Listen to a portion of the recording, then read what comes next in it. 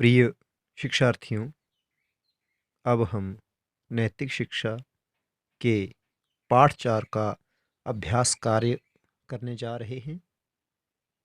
आपने पठित पाठ के आधार पर इसके प्रश्नोत्तर अपनी अपनी रफ नोटबुक्स पर लिखे होंगे।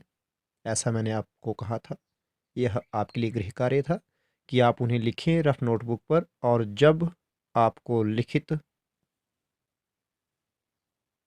प्रश्नोत्तर उपलब्ध करवाए जाएंगे उस समय आप अपने अपने उत्तरों को इस आंसर की से मैच करेंगे कि उसमें कहीं कोई त्रुटि तो नहीं है जो आपने लिखे हुए हैं। इस प्रकार से आपका लेखनाभ्यास भी हो जाएगा और साथ साथ में एक टेस्ट टाइप भी हो जाएगा कि हमने पाठ को किस तरीके से, किस दृष्टि से या किस कदर पढ़ा हुआ है, या फिर यूं कह लें कि पाठ हमारी समझ में आया भी है या नहीं। तो उम्मीद करता हूँ आप सब ने उत्तर लिख लिए होंगे। अब हम इस आंसर की समीक्षा करते हैं। प्रश्न 1।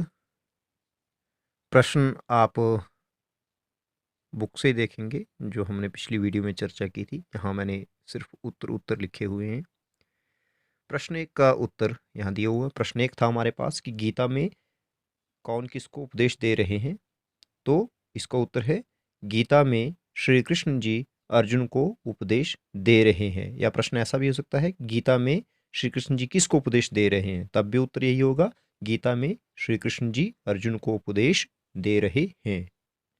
वहां प्रश्न में पूछा हुआ कि कौन किसको उपदेश दे रहा है, हमने यहाँ लिखा है दे रहे हैं, क्योंकि आदर अर्थ में बहुवचन होता है, इसलिए हमने यहाँ किया दे रहे हैं। प्रश्न दूसरा हमारे पास था कि अर्जुन ने श्री कृष्ण जी को युद्ध के लिए मना क्यों कर दिया। तो इसका उत्तर हम लिख रहे हैं अर्जुन ने श्री कृष्ण जी को युद्ध के लिए मना इसलिए कर दिया क्योंकि अर्जुन अपने सामने युद्ध के लिए विपक्ष में खड़े अपने सगे संबंधियों को देखकर मोह से घिरकर हताश और व्याकुल हो गए थे। यहाँ हम हो गया था भी लिख सकते हैं, लेकिन वही बात आ गई आदर अर्थ में बहुवचन। इसका उत्तर हम ऐसे भी लिख सकते हैं, 2 बार हमने अर्जुन अर्जुन लिखा हुआ है, यहाँ पर हम सर्वनाम शब्द का प्रयोग भी कर सकते हैं कि अर्जुन ने श्री कृष्ण जी को युद्ध के लिए मना इसलिए कर दिया क्योंकि वे अपने सामने युद्ध के लिए विपक्ष में खड़े अपने सगे संबंधियों को देखकर मोह से घिरकर हताश और व्याकुल हो गए थे। मोह शब्द का अर्थ हमने लिखा था अपनों से लगाव। प्रश्न 3 उत्तर यहाँ लिखा हुआ मनुष्य का अधिकार कर्म करने में है और फल की प्राप्ति में नहीं। प्रश्न था क्योंकि हमारे पास कि मनुष्य का अधिकार किस में है और किस में नहीं, इसलिए उत्तर में भी इतना ही लिखा हुआ है कि मनुष्य का अधिकार कर्म करने में है और फल की प्राप्ति में नहीं, या हम ऐसे भी लिख सकते हैं फल की प्राप्ति में कभी भी नहीं। प्रश्न 4 पूछा गया है श्लोक में आत्मा को कैसा और शरीर को कैसा बताया गया है। तो श्लोक में आत्मा को सदा रहने वाला या सदा रहने वाली और शरीर को नष्ट होने वाला बताया गया है।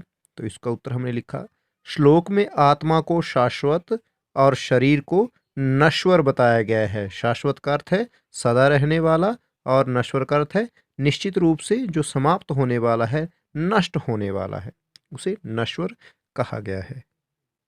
अगला प्रश्न है 5वां कि युद्ध के मैदान में एक क्षत्रिय का क्या धर्म है।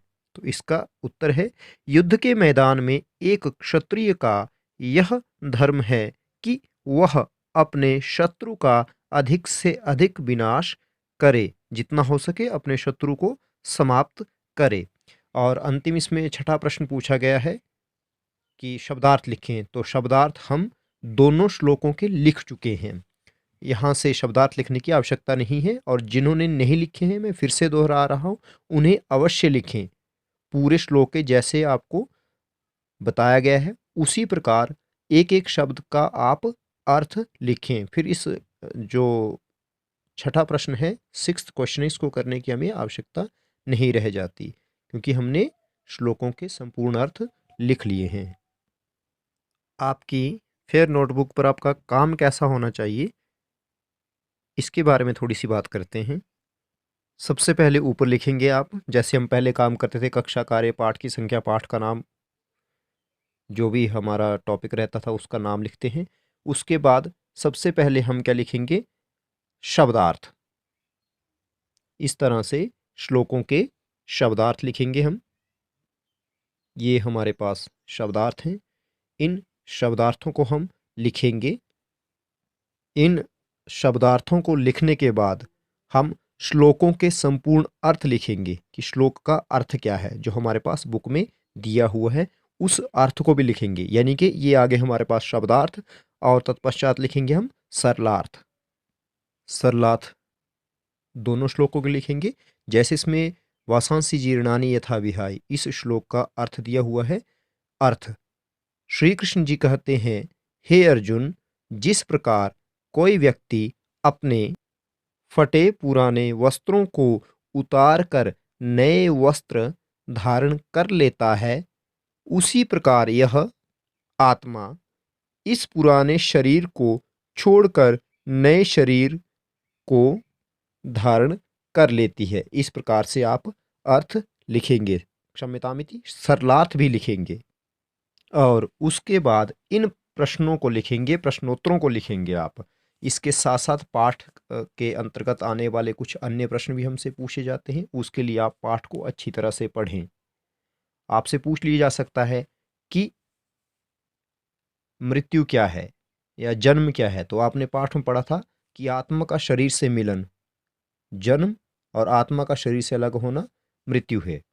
महाभारत का युद्ध कहाँ हुआ? कुरुक्षेत्र के मैदान में। महाभारत का युद्ध किन के बीच हुआ था? कौरवों और पांडवों के बीच हुआ था। इस तरह के जो परिपथ प्रश्नोत्तर हैं, परिपथ अर्थात इंटरनल क्वेश्चंस हैं, वो भी आपसे पूछे जा सकते हैं। जैसे महाभारत के युद्ध में अर्जुन के सारथी कौन बने थे या कौन थे? तो अर्जुन के सारथी थे श्री कृष्ण जी। और सारथी कौन होता है? रथ चलाने वाला, रथवाहक, जो रथ को चलाता है। इस प्रकार के अन्य प्रश्न भी आपसे पूछे जा सकते हैं। उसके लिए आप पाठ का गहन अध्ययन करें और इन प्रश्नोत्तरों को अपनी अपनी फेयर नोटबुक्स में जरूर लिख लें, अवश्य लिख लें। इति ओम शम।